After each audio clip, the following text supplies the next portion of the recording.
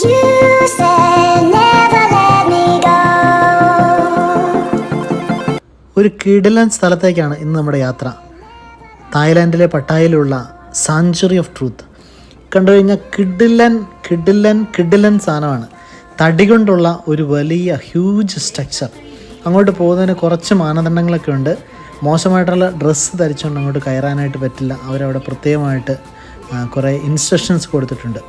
ഇത് നമ്മൾ sanctuary of ട്രൂത്തിൻ്റെ parking ഏരിയയിൽ തന്നെയുള്ളൊരു ചെറിയ സ്റ്റാച്ചു ആണ്. ഇത് കാണുമ്പോൾ തന്നെ അറിയാം ഇതിൻ്റെ ഉള്ളിലേക്ക് കയറി കഴിയുമ്പോൾ എത്രമാത്രം പെർഫെക്ഷനോട് കൂടിയുള്ള വർക്കായിരിക്കുമെന്ന്.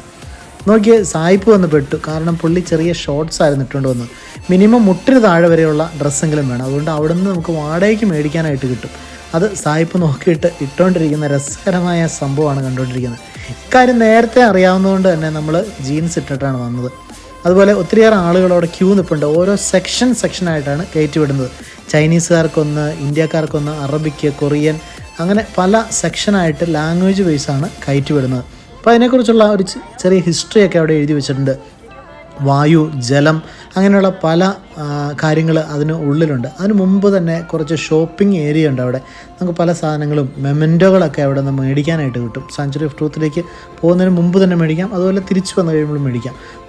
അതിൻ്റെ അടുത്തേക്ക് ചെല്ലുമ്പോഴത്തേനും നമുക്ക് അതിനോടുള്ള അട്രാക്ഷൻ കൂടി വരും. ഭംഗിയായിട്ടുള്ള തടിയിൽ തിരുത്തിരിക്കുന്ന ഒരു ശില്പമാണ്. നമ്മളങ്ങോട്ട് പോകാനായിട്ട് പോകുന്നേ ഉള്ളൂ. അതിന് മുമ്പുള്ള കാഴ്ചകളാണ് ഇപ്പോൾ നമ്മൾ കണ്ടുകൊണ്ടിരിക്കുന്നത്.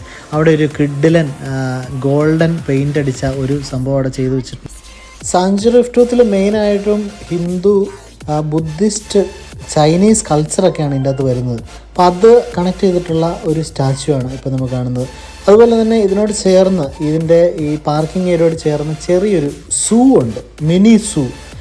അത് ഒത്തിരി വലിയ മൃഗങ്ങളൊന്നും ഇല്ല. കുറച്ച് മാന്, കുറച്ച് കോഴി, അങ്ങനെ കുറച്ച് ഐറ്റംസൊക്കെ. അത് ഈ പിള്ളേർക്ക് ടൈം പാസിന് വേണ്ടിയിട്ട് സെറ്റ് ചെയ്തേക്കുന്നതെന്നാണ് എനിക്ക് തോന്നുന്നത്. കാരണം ഒത്തിരി ഒന്നും ഇല്ല, ചെറുതായിട്ടുള്ള കുറച്ച് സംഭവങ്ങളൊക്കെ ഉള്ളൂ. നോക്കിക്കഴിഞ്ഞാൽ നമുക്കറിയാം ആടുണ്ട്, കോഴിയുണ്ട്, മാനുണ്ട്, അങ്ങനെ കുറച്ച് ഐറ്റംസ് ആയിട്ടുള്ള ഒരു ചെറിയ മിനി സൂ അവിടെ ക്രമീകരിച്ചിട്ടുണ്ട്. അപ്പോൾ അതുപോലെ തന്നെ ഇതിനോട് ചേർന്ന് കുറച്ച് കാഴ്ചകളൊക്കെ ഉണ്ട്. കാരണം ഒത്തിരി വലിയ തിരക്ക് വരുമ്പോൾ ആളുകളെ എൻ്റർടൈൻ ചെയ്യാനായിട്ട് ഇങ്ങനെ കുറേ കാര്യങ്ങളൊക്കെ അവർ സെറ്റ് ചെയ്തേക്കുന്നതാണ്.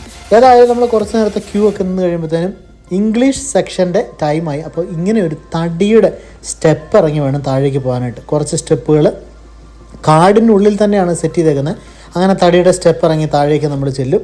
അപ്പോൾ താഴെ ചെന്ന് കഴിയുമ്പോൾ ഒരു ഗൈഡ് നമുക്ക് കുറച്ച് ഇൻസ്ട്രക്ഷൻസ് ഒക്കെ തരും.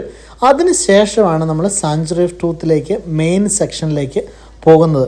അപ്പം ഒരു ഗ്രൂപ്പിന് ഒരു ഗൈഡ് എന്ന രീതിയിലാണ് ക്രമീകരിച്ചിരിക്കുന്നത്. അപ്പം അങ്ങനെ ഇനിയാണ് നമ്മൾ ശരിക്കുള്ള സ്ഥലത്തേക്ക് പോകുന്നത്.